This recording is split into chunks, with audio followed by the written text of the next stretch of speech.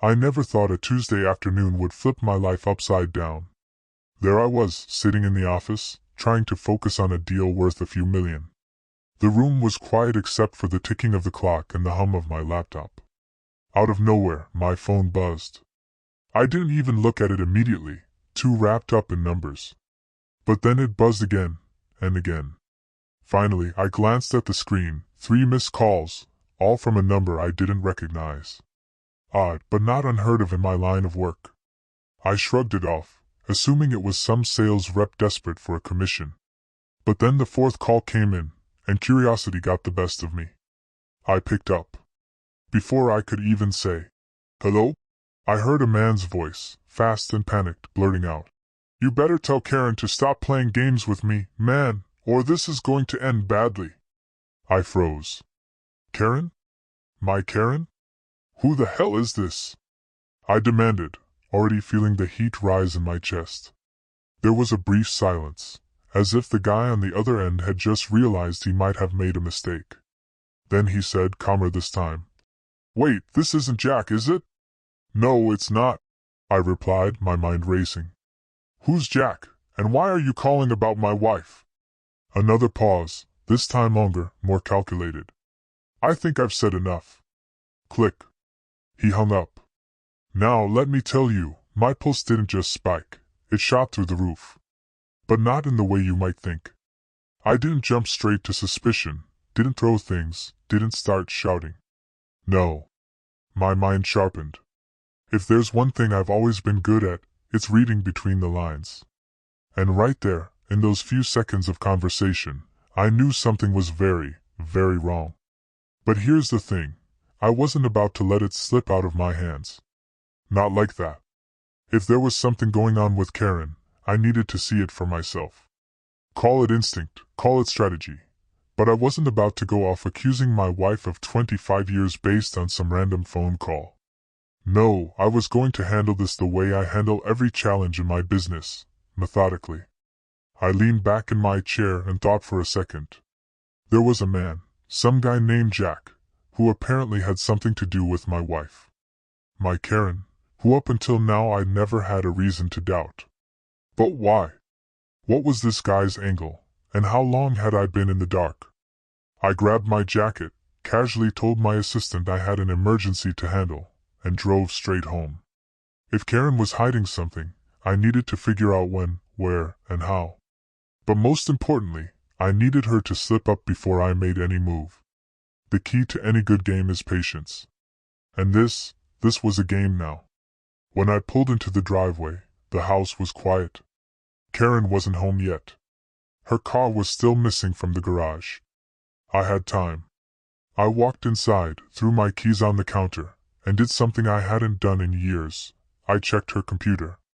Now, before anyone jumps to conclusions, let me be clear. I wasn't snooping like some paranoid husband. This was strategy. I needed evidence.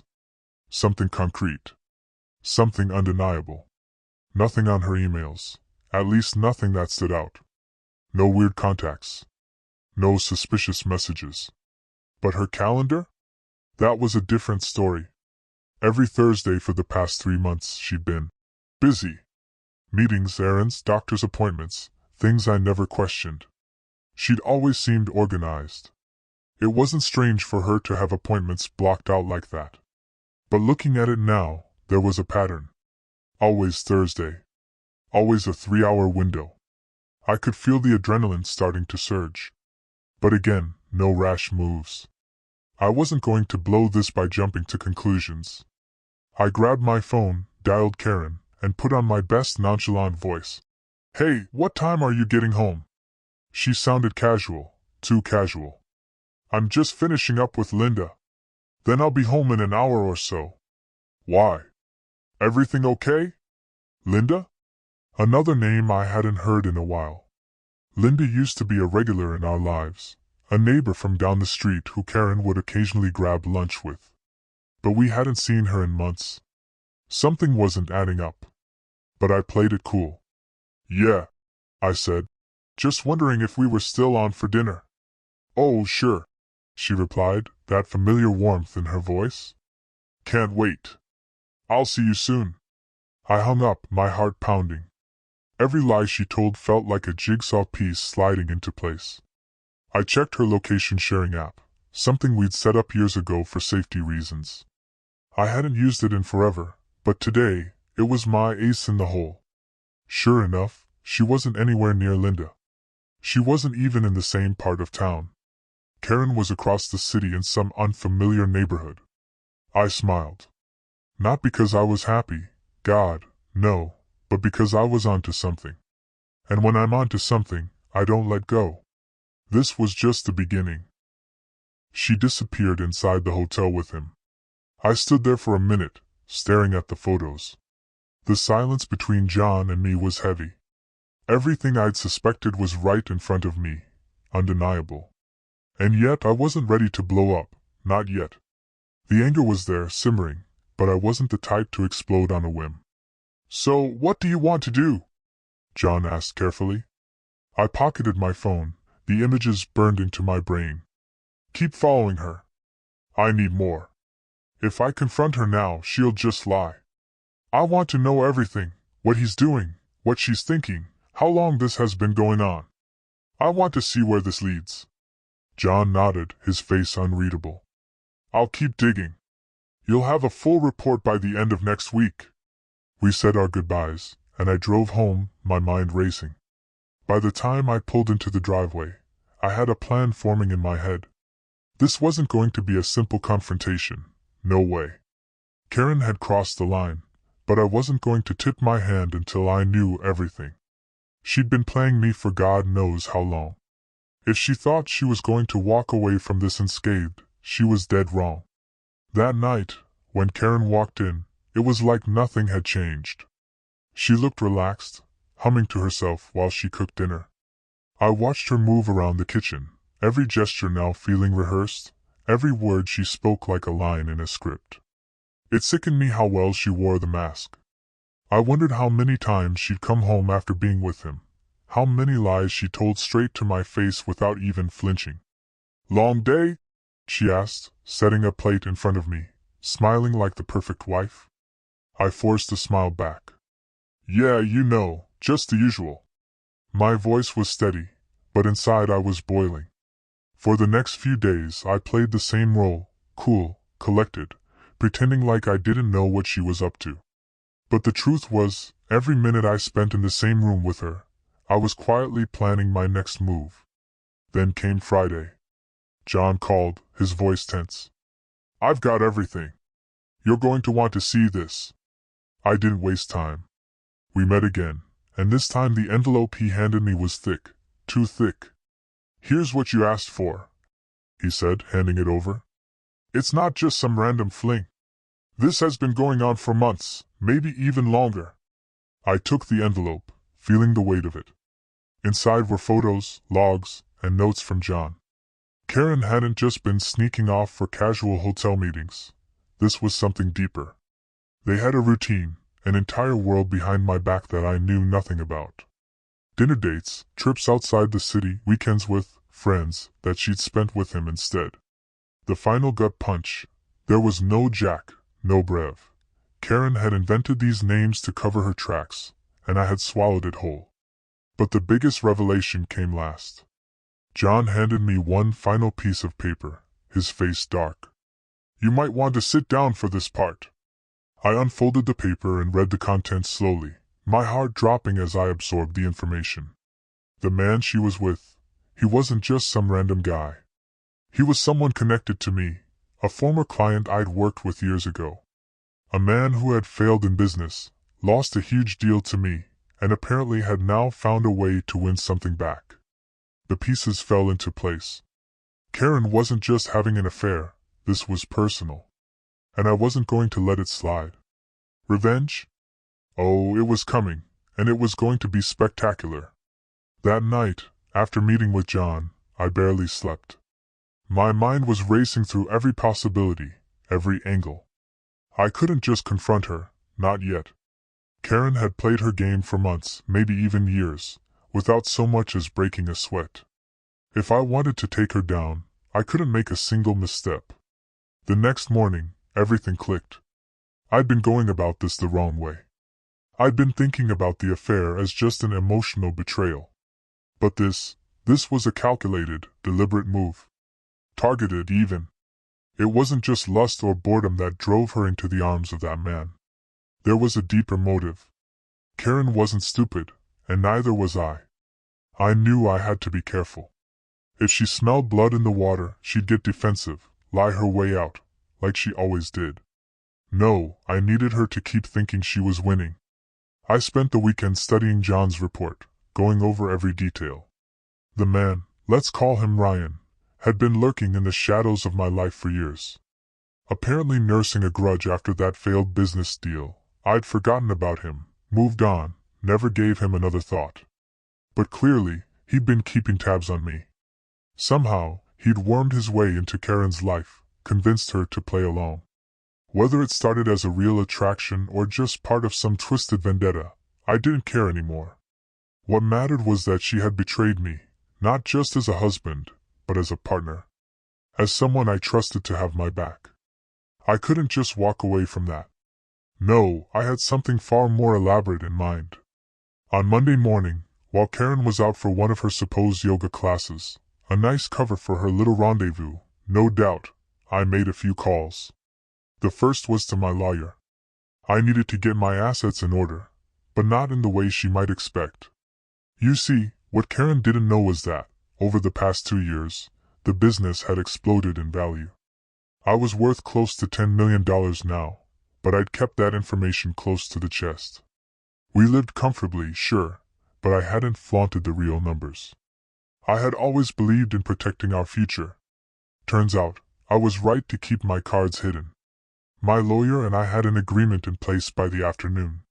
Karen had no legal claim to the business.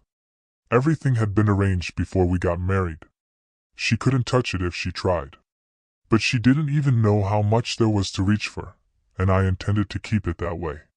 Next, I called John and told him to keep following Ryan. I wanted to know everything: his job, his finances, his routines, what his life looked like behind the scenes. If this guy thought he was clever, he was about to find out what real strategy looked like. For the rest of the week, I played my role perfectly. I went to work, smiled when I got home, and let Karen go about her business like nothing had changed. But in the background, I was tightening the screws. I knew where she went, who she saw, and how long she stayed with him.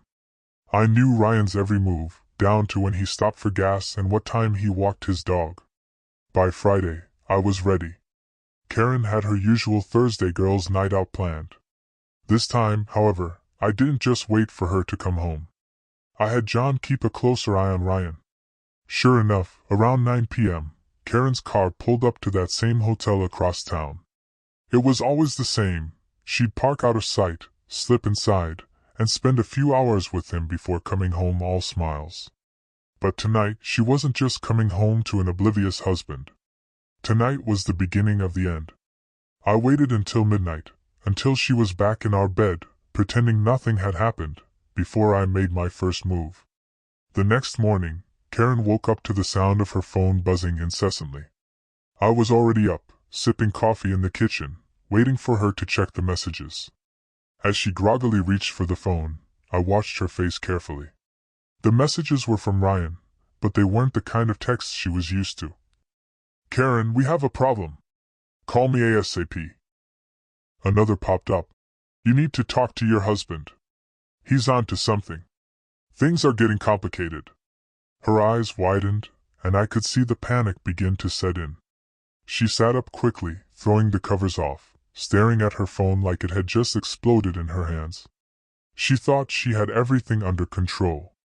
But that grip she had on her perfect little life, it was about to slip away. Karen's double life was slipping, and she knew it. I walked into the bedroom, coffee in hand, and leaned against the door frame. I could see the wheels turning in her head, her mind scrambling to figure out how to fix this. She looked up at me and forced a smile, one of those fake, tight-lipped ones that screamed, "I'm hiding something." "Morning," she said, her voice too cheerful. "What's the plan for today?" I raised an eyebrow, pretending not to notice the phone clutched tightly in her hand. I thought we'd do something different today, you know. Take a drive, maybe stop by some old spots we haven't visited in a while. I smiled, taking a sip of my coffee. What do you think?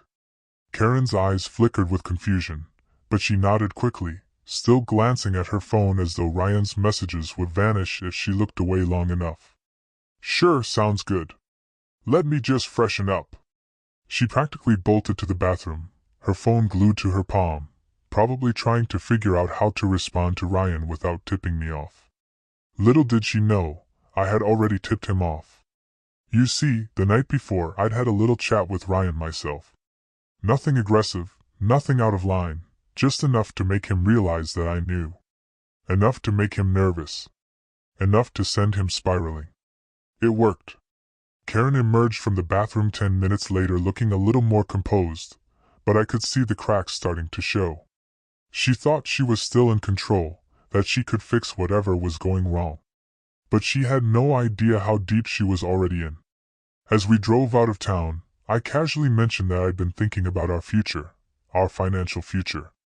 Karen immediately perked up, her attention shifting from her phone to me. I could see her interest peaking. She didn't know about the $10 million, but the moment I started talking about money, she was hooked. What do you mean? She asked, trying to sound innocent. I've been thinking, I said, keeping my tone light. We've worked hard for years. It might be time to start planning what comes next, retirement, traveling, maybe some new investments. Karen smiled, but there was something calculating in her eyes. She didn't know how much I had, but soon she was going to think she knew.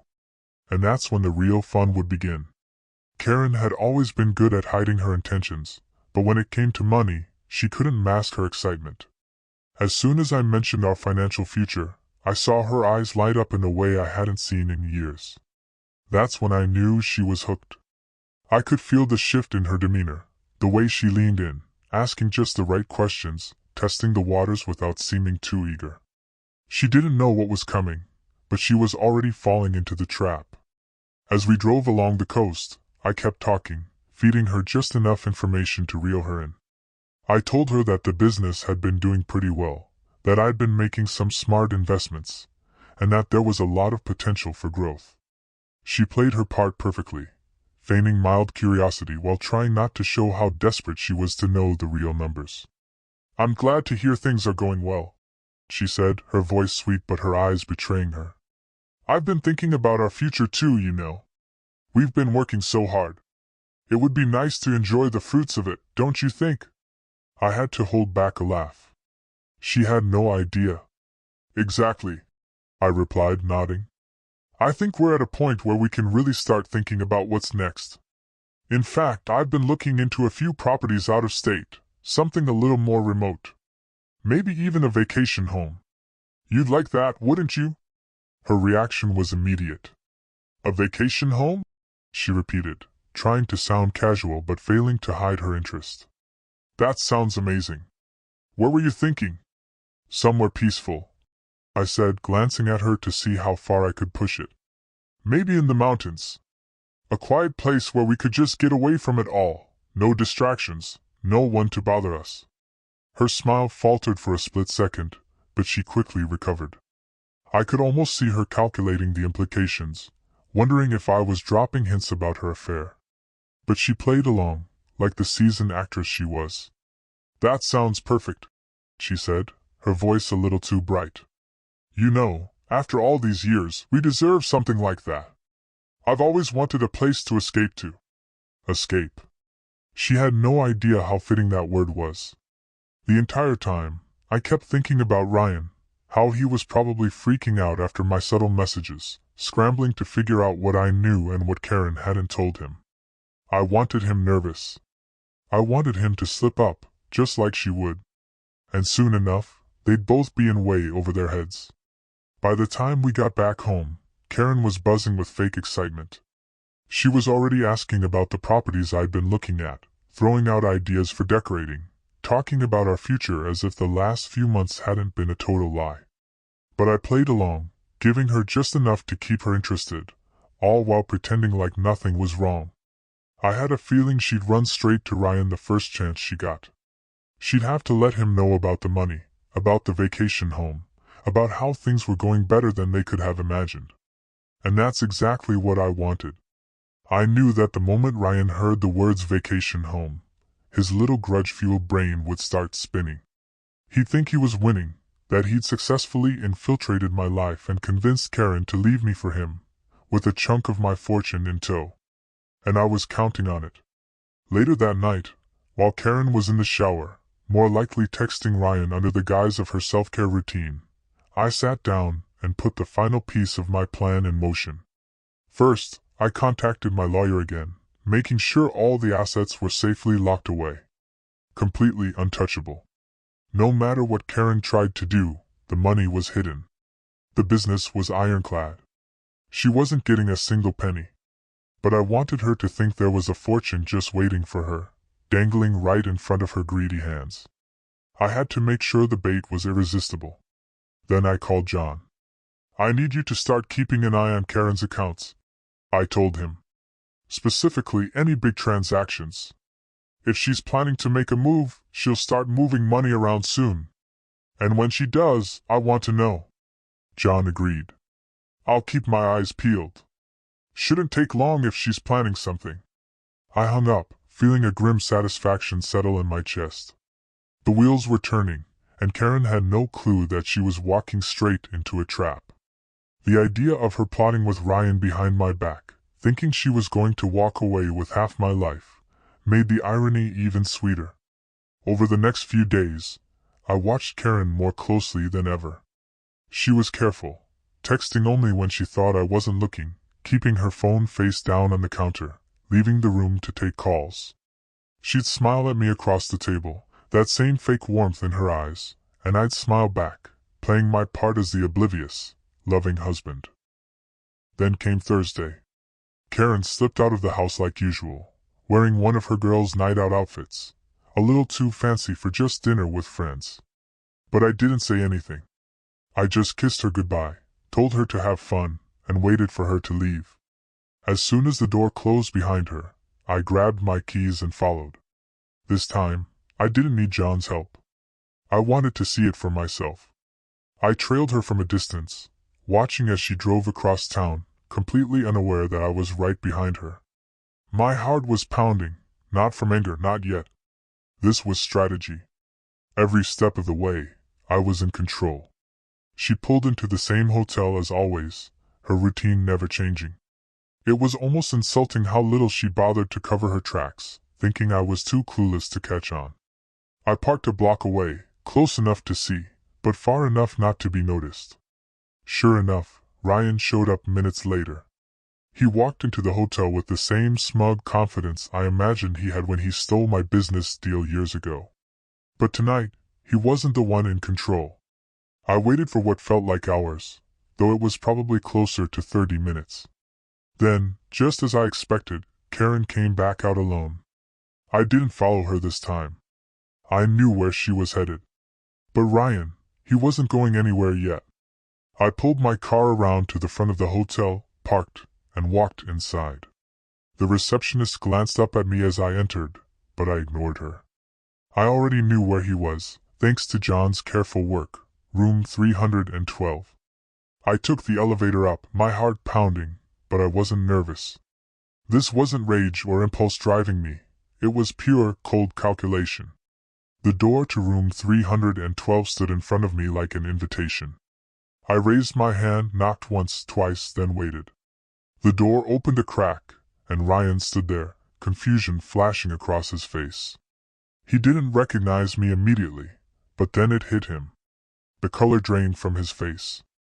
"Evening, Ryan," I said calmly, my voice steady. "We need to talk."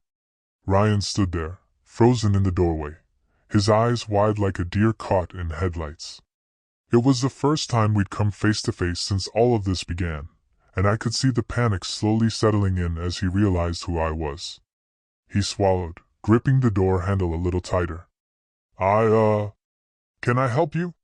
His voice wavered, not as confident as the man who had been sneaking around behind my back for months. I smiled, but it didn't reach my eyes. "Help me? Not quite. But I think it's time you and I had a conversation, don't you? Ryan hesitated, his eyes flickering down the hallway as if he was planning to make a run for it. But he knew better. There was nowhere for him to go. Look, I don't want any trouble, he said, his voice tight. If this is about... Oh, this is absolutely about Karen. I cut him off, stepping forward so he had no choice but to let me in or make a scene. He stepped back, opening the door wider, clearly unsure of what was about to happen. The room was small and smelled like cheap cologne and stale air conditioning. The bed was still unmade, and Karen's purse sat casually on the nightstand. It made my stomach turn, but I pushed it down. This wasn't the time to get emotional. This was business. Ryan closed the door behind me, awkwardly shuffling his feet. Look, man, I didn't know. I didn't plan for this to happen, it just did, he stammered. I raised an eyebrow at him. Didn't plan for it? That's interesting, considering you've been meeting my wife in secret for months. That seems pretty planned to me, Ryan. Or am I missing something? He opened his mouth to respond, but nothing came out. He knew he was screwed, and now he was scrambling for an exit that didn't exist. I could see him calculating his next move, the same way he probably did when he tried to steal that deal from years ago. But this time, he wasn't the one in control. I sat down in one of the cheap hotel chairs, making myself comfortable while he stood there, awkward and restless. Here's the thing, Ryan, I said, keeping my tone calm but firm. You made a mistake, a big one. And now you've got a problem. Because I know everything. He flinched at the word everything, his eyes darting to the door again, like he was trying to figure out how far he'd have to run to escape. But I wasn't done yet, not even close. You thought this was just about an affair, didn't you? That you could sweep in, get Karen on your side, and walk away with the spoils. What was your plan? Convince her to leave me, then help her claim half of what I've built. Were you hoping to get a nice payout from my fortune? Ryan blinked, clearly caught off guard that I knew so much. He stammered, I don't know what you're talking about. It wasn't about that. Karen said you guys were done? She said you didn't care anymore. I chuckled darkly, shaking my head. Karen said a lot of things, didn't she? But let me fill you in on something important. You see, Karen has no idea how much I'm actually worth. You thought you were playing me, but the truth is, I've been watching both of you. And here's the kicker, she's not getting a dime. Ryan's face turned pale. I could see the gears turning in his head, trying to piece together how everything had gone so wrong so quickly. I leaned in slightly, my voice low but sharp. You tried to outsmart me, but you didn't even have the full picture. Karen's not entitled to my business. It's ironclad, locked down. She can try to take whatever she wants, but the million she's dreaming of? She'll never see it. And neither will you. Ryan swallowed hard, his confidence evaporating by the second. Look, man. Karen didn't tell me anything about the money. I didn't even know. I cut him off again, standing up this time, making sure I towered over him. I don't care what she told you. What matters now is how this ends. You thought you could slip into my life, take what wasn't yours, and walk away clean. But here's the thing, you're not walking away from this. Ryan's eyes widened, and he took a step back, bumping into the nightstand behind him. What do you want?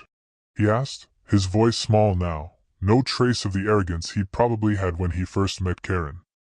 I let the silence hang in the air for a moment before I spoke again, my voice cold and calculated. What I want is for you to disappear. Walk away. Leave Karen in the mess she's made, and don't look back. You've already lost. The best thing you can do for yourself is cut your losses and get out before things get worse. Ryan's mouth opened and closed as if he was trying to find words, but he couldn't manage to string them together. He looked like a man who'd just been told his life was over, which, in many ways, it was. Here's what's going to happen, I continued, stepping even closer. You're going to end whatever this is with Karen. No more meetings. No more secret texts. Nothing. You're going to tell her it's over, and you're going to disappear from both of our lives. If I see you again, if you even think about coming near her or me, I will ruin you. Financially, professionally, personally. You've already lost once. Don't make me do it again." Ryan stared at me, his face a mixture of fear and disbelief. He nodded slowly, as if his body was responding before his brain could catch up. "Okay," he muttered. I'll end it. I'll walk away." I smiled, but it wasn't a kind smile. "Good. Because if you don't, trust me when I say that the next time we meet, it won't just be a conversation." With that, I turned and walked out of the room, leaving Ryan standing there in stunned silence. The door clicked shut behind me, and I felt a surge of satisfaction rise in my chest. He was done, shaken to the core and fully aware of the position he'd put himself in. But Karen? She was next. I wasn't finished yet. Ryan was only the beginning. When I got back into my car, I sat there for a moment, thinking about how to proceed with Karen. I had all the evidence I needed, but I wanted to wait for the perfect moment to confront her. Not in some cheap hotel, not in the middle of some emotional breakdown. No. I wanted her to feel the full weight of her decisions. And when that moment came, I'd be ready. This was the calm before the storm, the final quiet before everything in her life came crashing down. On Wednesday, her behavior started to shift. She was jumpy, more cautious when she thought I wasn't looking. She glanced at her phone, but the long, secretive texting sessions were gone.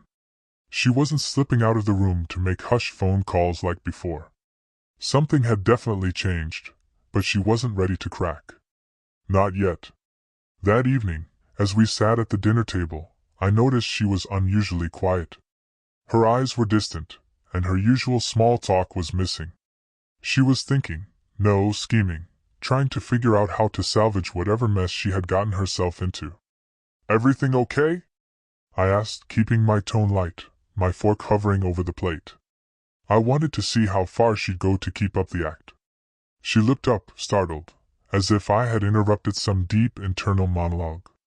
"Yeah, just a lot on my mind lately," she said, forcing a smile that barely reached her eyes. "Work's been stressful." Work. That was rich. She hadn't mentioned work being stressful in months, maybe even years. But I let it slide. I nodded, pretending to care, while she fiddled with her food, clearly too distracted to eat. Later that night, I sat on the couch, casually flipping through the channels, waiting for her to make her move. She wandered around the house, restless, as if trying to decide whether to come clean or hold on to the lie a little longer. Finally, she sat down next to me, the air between us thick with tension. "I've been thinking," she started, her voice softer than usual. "About us. About the future." Here it was, the setup. I didn't respond right away, letting her sit in the silence for a moment longer before I turned to her, pretending to be curious. "What do you mean?" She hesitated, and I could almost see the gears turning in her head as she carefully chose her words. I feel like we've been growing apart lately. You've been so focused on work, and I've been, well, you know, trying to figure things out. Trying to figure things out. That's one way to put it. I could feel the anger bubbling up inside me, but I kept my expression neutral, letting her dig herself deeper. "I don't know. Maybe we've just been so busy, so distracted by everything else, that we haven't really focused on us." She continued, wringing her hands together like she was trying to convince herself as much as me. "I was thinking maybe we should take a break, you know, to clear our heads, figure out what we really want." The audacity of it almost made me laugh. She was trying to turn the whole thing on me, as if her affair wasn't the root of this. As if we needed a break because I'd been distracted by work, not because she'd been sneaking around behind my back. But I wasn't going to bite. Not yet. "A break?" I asked, raising an eyebrow, playing along. "What kind of break are you thinking about?" Her face softened, relieved that I hadn't pushed back. She must have thought I was buying into her story. "Just some time apart. You could focus on work, and I could, you know, figure things out for myself. I think it might help us both get some clarity." I leaned back, pretending to consider it. So, a separation? She flinched at the word, like she hadn't meant to go that far. No, no. Not a separation. Just some time to clear our heads. That's all. I think it could be good for us. I nodded slowly, my mind already racing with how to use this against her. She thought she could control the narrative, but she was playing right into my hands. I decided to push her a little further. Maybe you're right, I said thoughtfully. Some time apart might be good. I've been working a lot, and if you need space, I don't want to stand in your way. Her eyes widened slightly, probably not expecting me to agree so easily. But she masked her surprise with a weak smile. Yeah, I think it'll give us both some perspective. I stood up, walking to the window and staring out at the darkened street. I let the silence hang for a few seconds longer, building the tension. You know, I began, turning back to her. There's something I've been meaning to tell you, too. Karen's eyes snapped to mine, her body tensing. She wasn't ready for this. I walked back to the couch, slowly, deliberately, keeping my tone calm. You remember how we talked about our financial future a few weeks ago? Well, I've been thinking about it a lot. I've been thinking about how much I've worked for, and how important it is to protect what's mine, you know, just in case something unexpected happens. Her face paled slightly, her hands clenching in her lap. She had no idea where this was going, but she could feel it. Something was coming. I leaned in, my voice low but steady. You see, Karen, I've been very careful with our finances. Everything we have is protected, the business, the assets, everything. And I made sure that nothing can touch it. Not even if you decided to leave. I watched her face as the realization started to dawn on her. She tried to keep her composure, but I could see the panic rising behind her eyes. What are you saying? She asked, her voice shaky. I'm saying that no matter what happens, Karen, you're not getting anything. The house? Mine.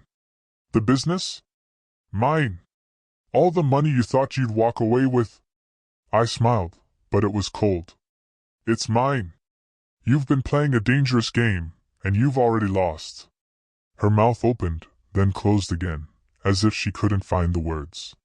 For the first time, I saw the mask crack.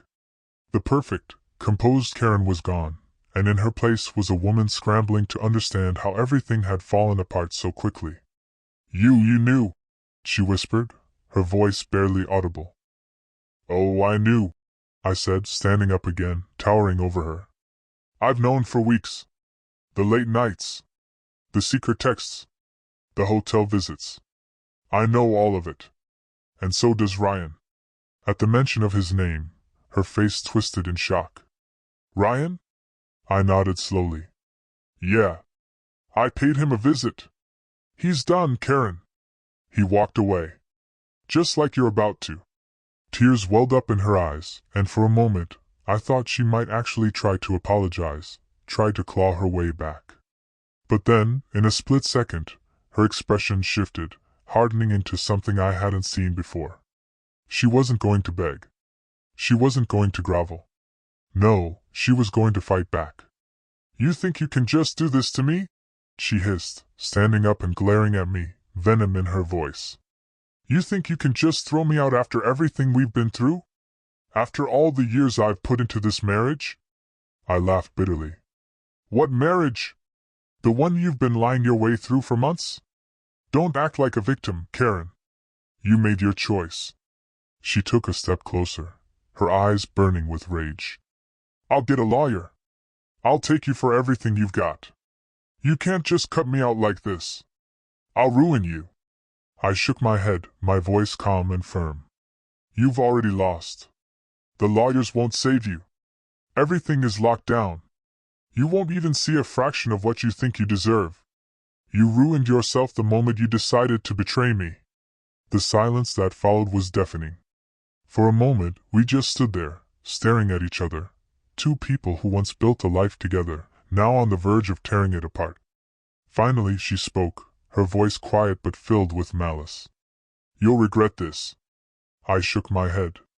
No, Karen. You will. The next morning, Karen was gone. She packed a small bag and left a note on the counter. Short, to the point, no apologies, just pure venom. You're going to regret this. This isn't over. I smiled to myself. The fight was exactly what I expected. Karen wasn't the kind to slink away quietly. She was a strategist, just like me, but she hadn't realized that I had already dismantled her entire plan while she was still trying to figure out where the pieces went. I took the note, crumpled it in my fist, and tossed it into the trash. Let her try. She could go ahead and threaten all she wanted. She didn't understand. The game was already over. She'd lost. But knowing her, she'd keep fighting until the bitter end, convinced there was still a way to win. Over the next few days, things moved quickly. My lawyer finalized the paperwork, ensuring that everything I had built remained locked down tight. Karen could hire the best attorney in the state, but it wouldn't matter. There were no loopholes, no weak points for her to exploit. She could try to take me for everything, but all she'd find was a locked safe with no combination. Meanwhile, John kept an eye on Karen. She wasn't hiding. In fact, she made it easy. She moved in with a friend, Linda, one of her longtime socialite buddies who seemed more than happy to give her a place to stay while she figured things out. John confirmed that Linda's place was where Karen was holed up, probably regrouping, trying to come up with her next move.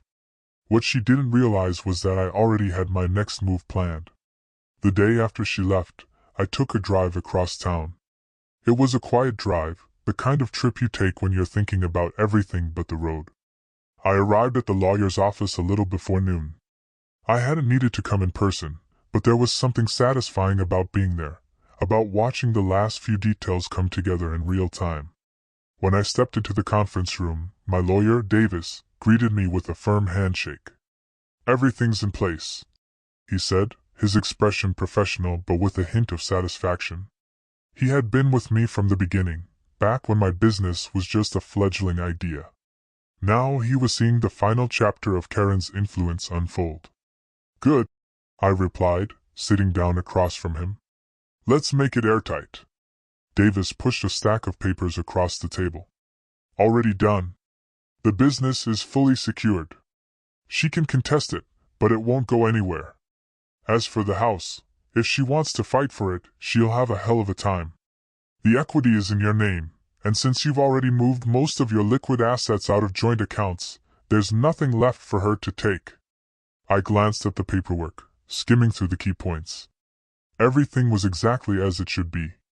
Karen had no claim. She could scream, cry, or try to rally an army of lawyers, but in the end, she'd walk away with nothing but a few personal items and the bitter taste of defeat. "She's going to go ballistic," I said, leaning back in my chair. Davis nodded, a small smirk playing at the corner of his mouth. "Let her. The more noise she makes, the more she exposes herself. Legally speaking, she doesn't have a leg to stand on." It was done. The final nail in the coffin of what was once our life together. There was no turning back now. When I got home that evening, the house felt different. Not empty, exactly, but quiet in a way that was unsettling. Karen's presence, her energy, it had all been stripped away. I sat in the living room, staring at the walls, letting the silence wrap around me like a blanket. Part of me felt relief, freedom, even.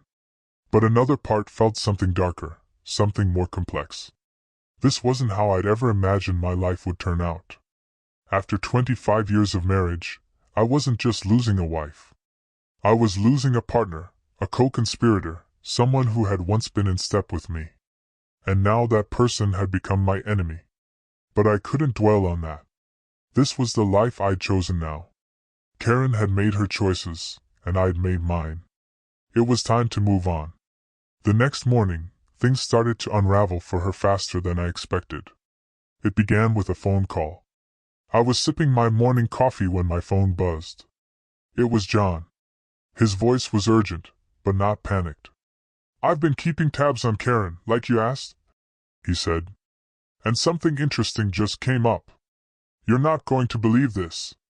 "Go on," I said, already intrigued.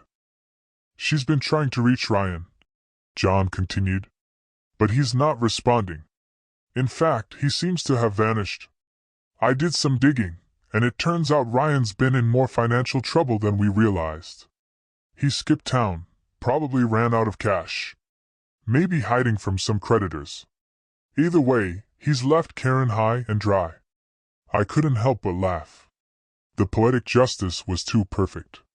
Karen's supposed knight in shining armor had bolted the moment things got difficult. She thought she had an escape route, a backup plan. But instead, she was stranded. All alone. Serves her right, I said, setting down my coffee. Let her see what it feels like to be abandoned. But John wasn't done. There's more. I don't know how, but Linda, Karen's friend, is in on it too. She's been pushing Karen to file for divorce, but it seems like they were both banking on Ryan helping them out financially. With him gone, their plan is falling apart. They're scrambling. I leaned back in my chair, a slow grin spreading across my face. This was better than I could have imagined. Karen was losing control, and the people she thought would support her were turning out to be just as unreliable as she was. I hung up the phone and sat there for a moment, letting it all sink in. The satisfaction of watching her life crumble was real. But so was the finality of it. Karen had chosen this path, and now she was paying the price. I'd taken everything she thought she could count on, and in return, she was left with nothing but the wreckage of her own decisions. 2 days later, I got the call I'd been waiting for. It was Karen. "Can we talk?" she asked, her voice strained, barely holding it together. I didn't reply right away. I let the silence stretch between us, letting her feel the weight of what she was asking. Then, finally I spoke. "Sure," I said, my voice calm, steady. "But I'm not sure there's much left to say." We agreed to meet at the house. She didn't have many options left, and she knew it. When she arrived, I was already waiting in the living room, a glass of whiskey in my hand. She walked in looking tired, worn down. Nothing like the confident, manipulative woman I'd confronted weeks ago. Now she was desperate. She sat down across from me, her eyes searching mine for something, anything, that would give her an advantage. But there was nothing left for her to find. "I've made mistakes," she started, her voice trembling. "I know that. But you can't just leave me with nothing. After everything we've been through." "Everything we've been through," I repeated, leaning forward, my voice sharp. "Karen, the moment you decided to betray me, you lost any claim to the life we built together. I've protected what's mine, and you're not getting a single piece of it." Her face twisted with frustration. "I loved you," she said, her voice breaking. "But you shut me out. You made me feel invisible." I shook my head, staring her down. "Don't blame me for your choices. You could have talked to me. You could have fought for us. But instead you lied, you cheated, and you did it for months without a second thought. You don't get to play the victim now." Tears welled up in her eyes, but I wasn't moved. The tears weren't for me. They were for herself, for the life she thought she could still salvage. "What do you want from me?" she whispered, her voice small, defeated. I stood up, towering over her. "I don't want anything from you, Karen. I've already got what I want. You're out of my life, and I'm keeping everything I've worked for. You've lost." She looked stunned, unable to respond. It was over. Completely over. Karen wasn't the type to slink away quietly.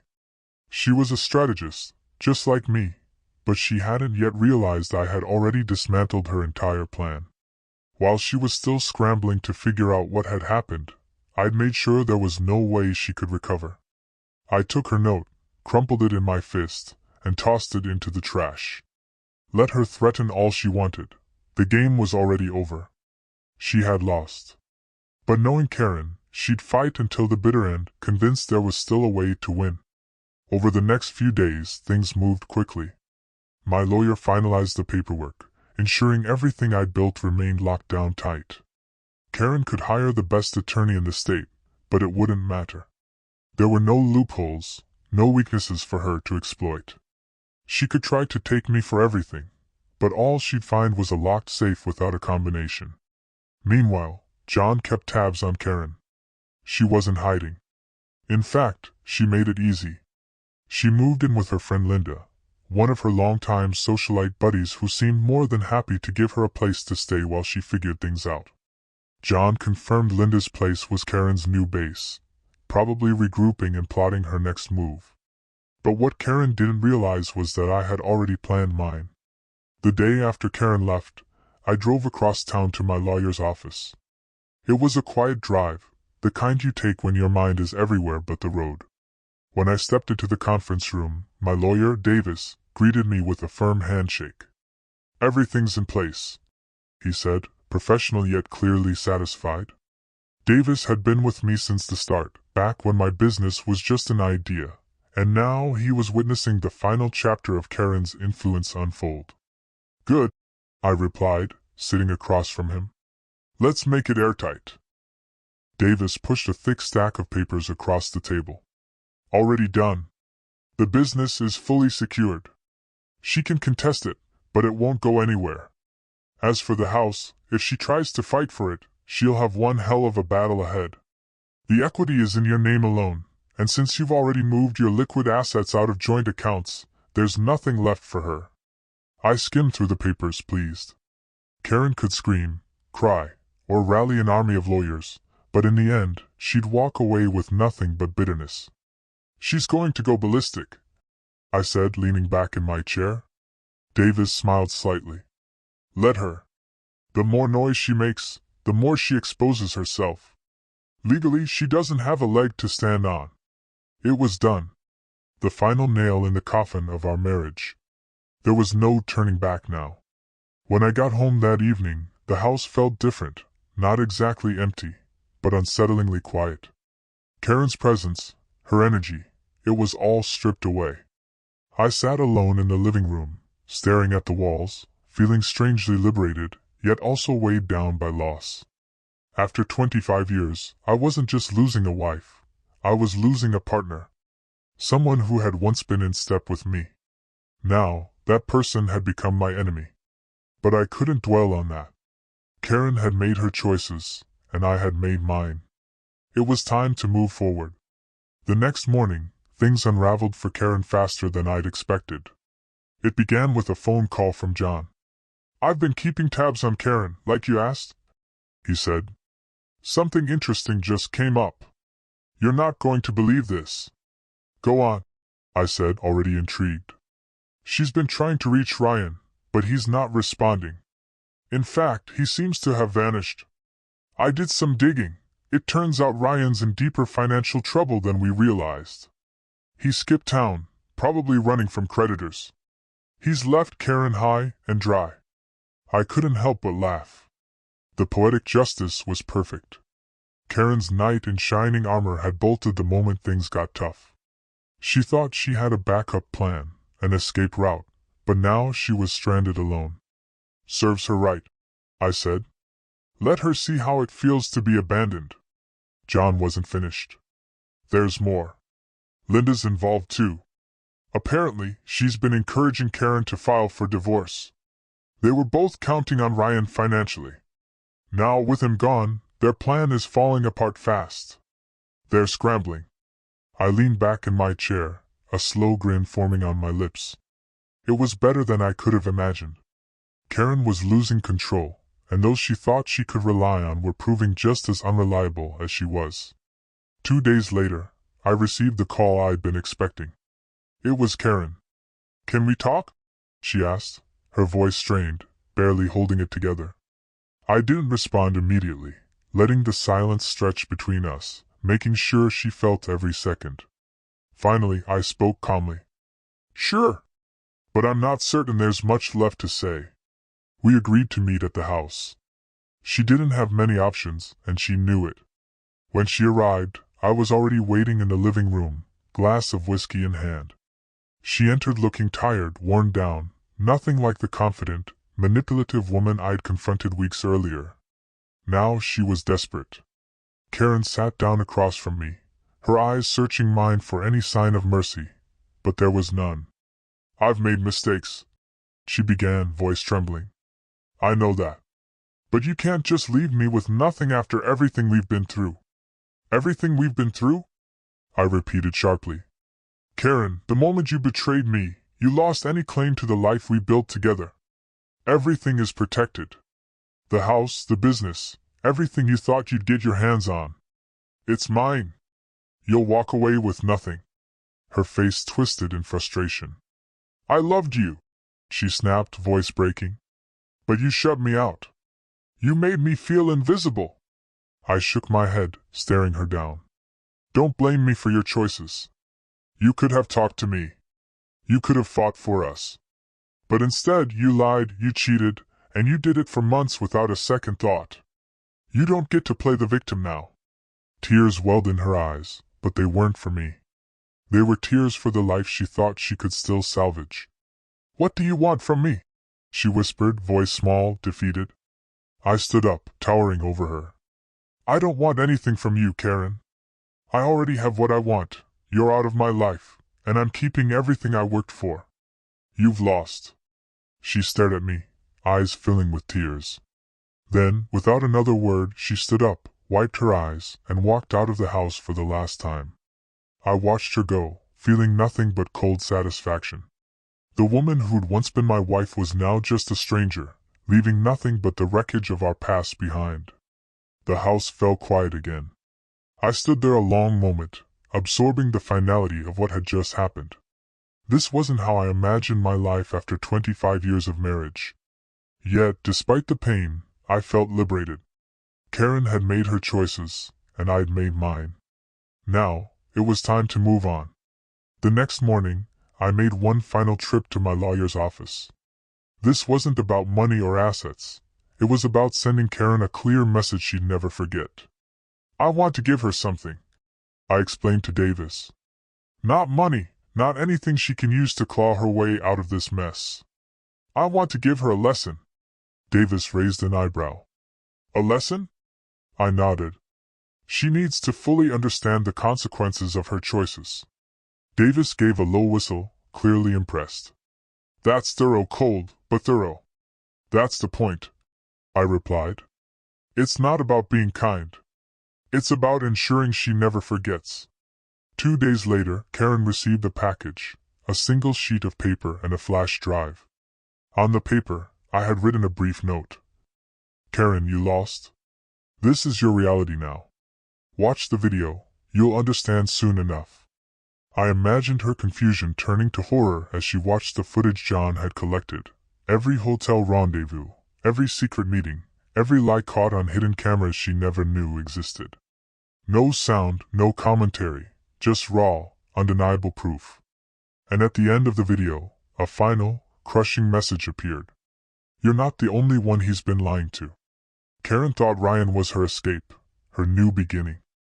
Instead, she found only betrayal. Ryan had played her, just as she'd played me. She'd gambled everything, and now she'd lost everything. The next morning, I woke up to a quiet house, and for the first time in months, I felt truly calm. I wasn't angry anymore, wasn't bitter. I'd learned something, not just about Karen, betrayal, or revenge, but about myself. About what mattered most, and what I was finally ready to let go. The game was over, and I had won.